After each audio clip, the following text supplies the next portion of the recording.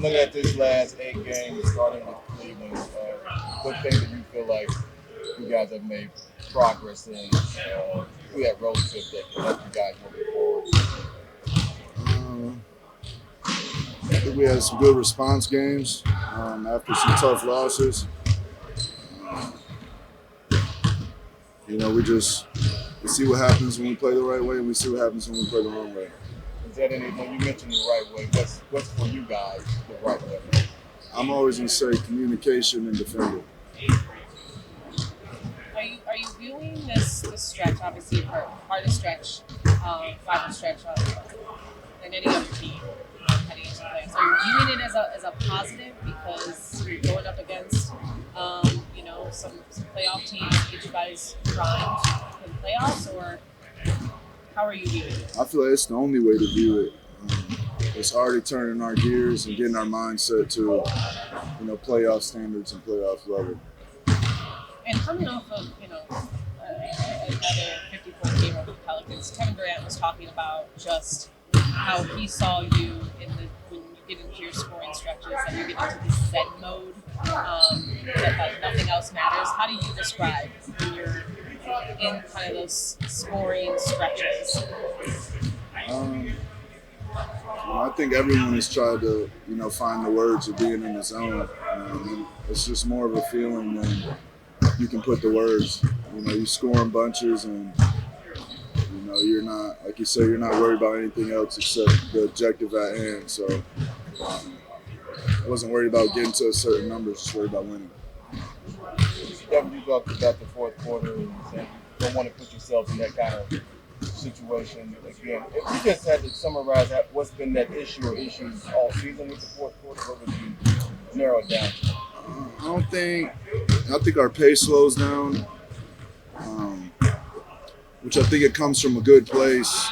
I think it comes from trying to value every possession and get the best available shot every time down. But, if you look at our first quarters, our first halves, we're playing with constant pace and constant speed, and just realizing that's what works for us. And even at the end of the game, usually your best available shot is the first or second pass. When you focus on communication, what are some of the examples of when it's going well, and what are some of the examples that need to pick up when it's lacking? Transition defense.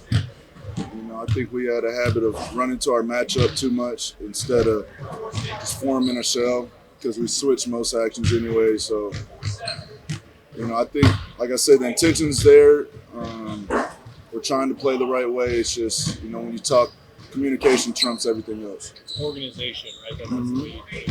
Yeah. When you and Brad are balancing bringing the ball up, how has that gone for the two of you over the course of the season? I know injuries have gotten in the way a little bit, but just the balance for both of you to remain in rhythm through it.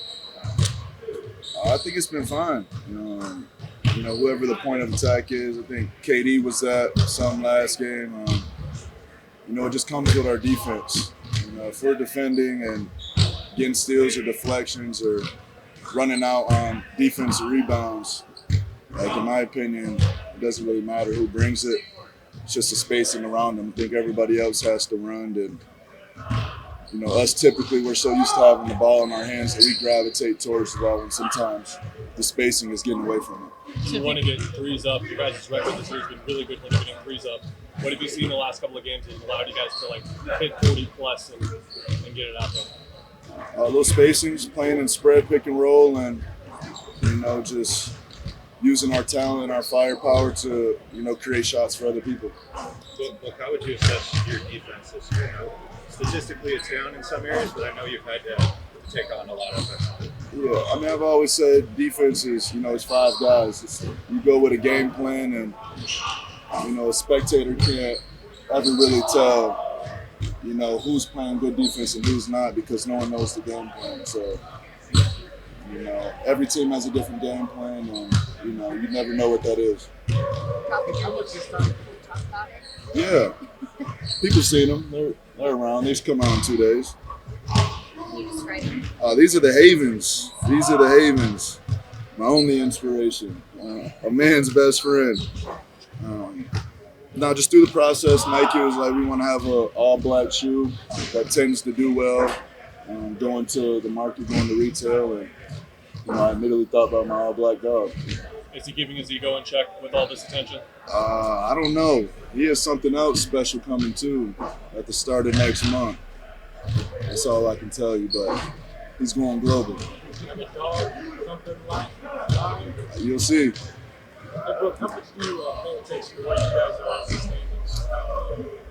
I pay attention closely.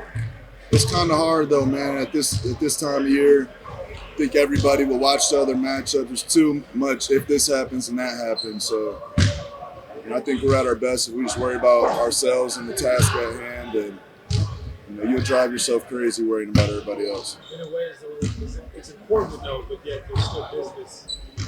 Well, it's important to just win games and play the right way, and try to avoid the play-in. When you're trying to navigate between being a scorer and a playmaker, I know it's always been about making the right play. How is your thought process work when getting hit with those jump defenses and bigger teams to try and shake things up? I'm always a believer in if there's two on the ball, get off it, play advantage basketball on the backside, especially when you have Kevin Durant, Bradley Beal, Grayson Allen, and Nurkic on the backside. So, I keep talking about the spacing. I think none of us are used to, having somebody else being doubled on the floor. So finding that spacing out of it should lead into an open shot or a layup every time. I know you've done this in the playoffs before, but how nice was it to finally get that 7th piece? Oh, yeah. Shit, finally. Yeah. Felt good. These next two games, you got guys like Jared Allen, you got Rudy Gobert and Naz Reid, of course, on Friday. How important is it to get into the paint, obviously for you getting shot going, but to get inside in the paint and establish that presence and attacking those guys? I think you have to space those guys out a bit. They're great at, defending the paint. So, if you can get in the paint and cause them to rotate, I think it opens up things on the backside for us. LT got his second 10-day contract here. What kind of impact does he have day in, day out? The ultimate teammate, ultimate professional, just ultimate hooper. Somebody that in the past I've always had a lot of respect for, but I never got to develop a relationship like we are now. And, I don't take it for granted. I have a high respect for him, and I've obviously played against him and, know what he's capable of. We saw him in your ear almost immediately. How quick did that trust establish between the two of you? I mean, it's just the hooper mindset, and that's where the natural respect comes from. And like I said, I've been on the other side of that, so I need to take some tips from him. Look, I've been asking you guys, is there anything you do after a game, win or lose, play well, play poorly, to kind of get it out of your system to reset going into the next day? Call of Duty. Has that changed throughout your career at all? Not my life, not just my career, my life. How late in the night are you going to the couch? Depends on the game. More intense the game, the later I stay up. The hotter you get. Exactly. You got 20 plus here. Yeah. Keep going. Can't end on a win. So Play till you lose is a dangerous proposition. We all know that. yeah.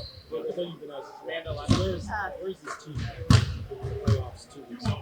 I think the 7th or 8th spot. But just, Like overall, you talked about kind of coming together. I know what you're saying. No, we're in a great spot, man. It's so up and down. Just trying to avoid the up and down this time of year. If any team loses, you see it with all fan bases. The end of the world, you might be in the play-in. If you win one, you have a chance to get into the 3 or 4 seed. So just taking it one game at a time. Chris talked about IT and his leadership and his voice. The bench is really picking up on that. Yeah. How have you seen that? I mean, he's right there every time. He's a 6th man defensively and offensively. You can hear him, right there communicating, letting you know in the timeout what he sees, what he thinks you can do better. And like I said, I'm open ears to him the whole time. Thanks, Yep.